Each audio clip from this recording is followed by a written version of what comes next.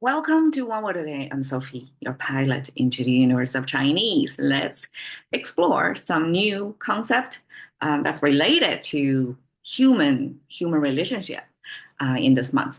祖, I translate as a forefather, but it can just not necessarily be assigned to a gender. It can be just your ancestors. So 祖 is a Chinese concept of ancestor. And you can see simplified, traditional, they look the same. And even with the dictionary 2000 years ago, they kind of look the same, right? So that continuation of the same way of representing this concept probably shows a little bit the status of this character because Chinese is ancestral worship culture. So this character that carry the significance of their connection to their forefathers or ancestors is cannot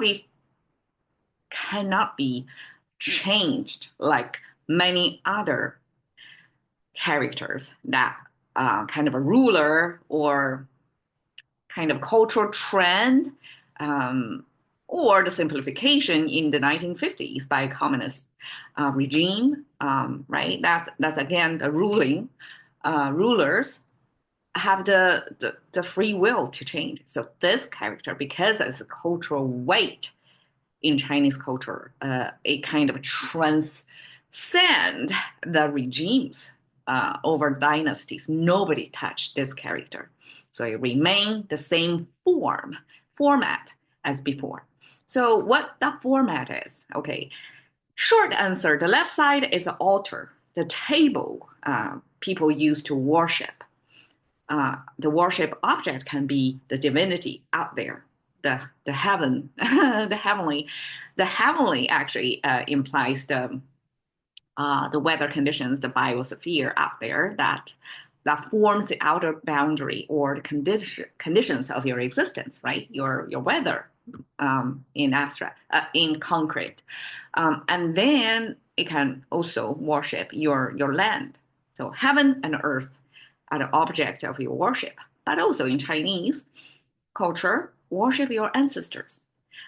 Think about it. Heaven and earth probably gives you the condition of existence, like of right now, your weather condition, your land, right? How you the farming because it came from your food source from the land, right? So that's important. But ancestors who establish your lifestyle or your thinking, even your language, right? Everything, your ancestors set the tone or how you approach the life you have right now. So Chinese respect and honor and worship their ancestors. In that way, it's understandable, right? So the left side is the worship table. And if we want to extract meaning from it, two horizontal lines are heaven and earth, and three vertical lines are past, present, future. So you have the time coordinates there and also space coordinates there. That's our whole existence conditions, time and space. And the right side is a furniture in the past where people used to sit on. So, I mean, contemporary Chinese, we no longer have such furniture. And okay, in ancient times, before the invention or the introduction of tables and chairs, which is our commonplace furniture these days, before that, people kind of sit on the ground, but sitting on the ground is not exactly ergonomically friendly. You can only sit there for so long before your blood gets stuck in a place, right? So people in ancient times sit on their heels. They appear to sit on their heels. And then people came up with this stool thing, which is you sit on your butt on the stool and from the side, it looks like you're sitting on your heels, but actually the stool hold your body weight so that you're not cutting off your blood to your heels by bending your knees too much, right?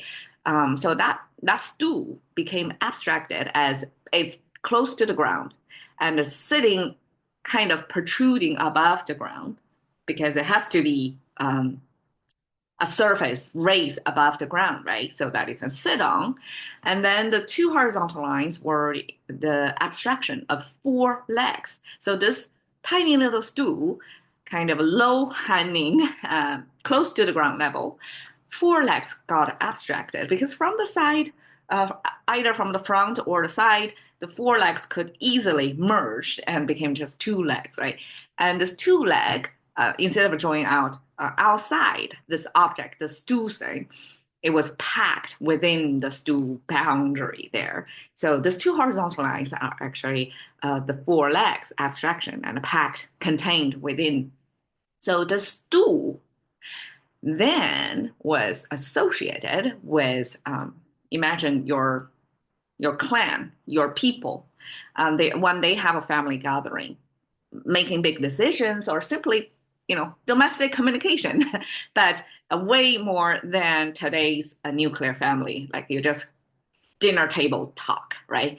Ancient times, it would be sitting close to the ground on a mat, and then kind of picture tatami ish, right? And then sitting on these low hanging stools, and then you have that conversation.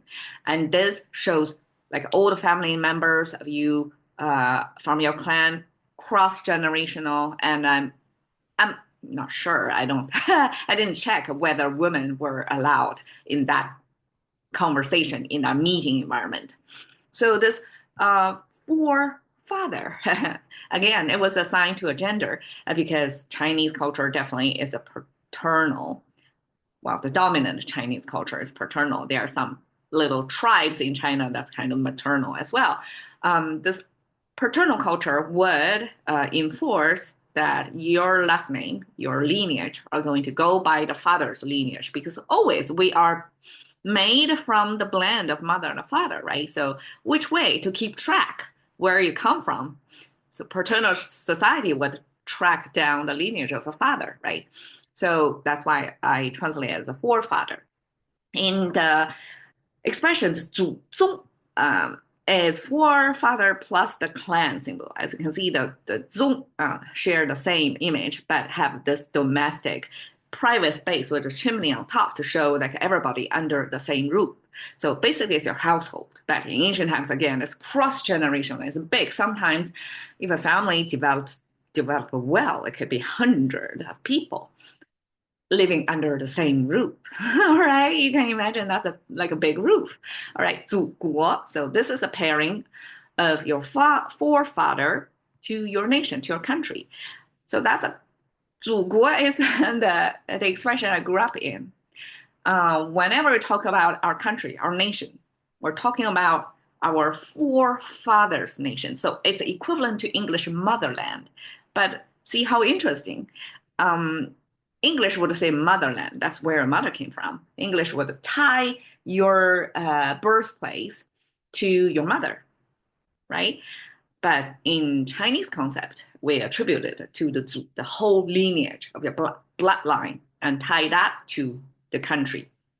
All right, 祖先 simply means somebody who came before you. So that's forerunner.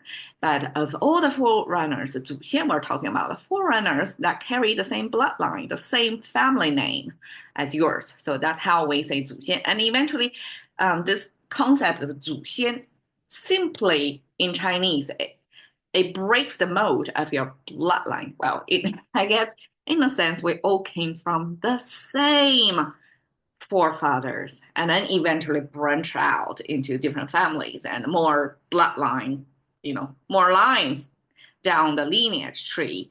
But at the very beginning, it must be a very narrow banded for father forerunner thing. So the 祖先 concept simply became ancestors in the sense of collectively, your whole not only you, but everybody at the same time, your contemporaries, everybody's ancestors, shared ancestors. So that's 祖先.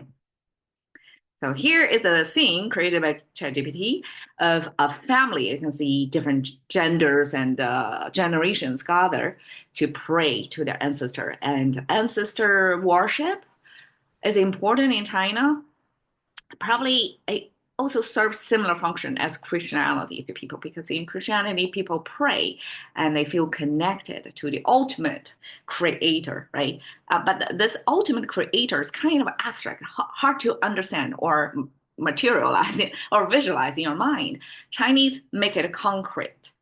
You're just worship people who you share the blood, who passed down the family name to you, who established your household and for generations to come, and probably who built this particular house, even, right?